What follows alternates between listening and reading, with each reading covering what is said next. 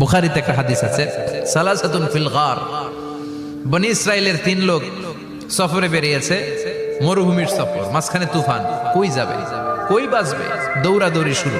দৌড়াতে দৌড়াতে এক পাহাড়ের গুহার ভেতরে আশ্রয় নিয়েছে। গুহা চিনেন তো? পাহাড়ের গুহা।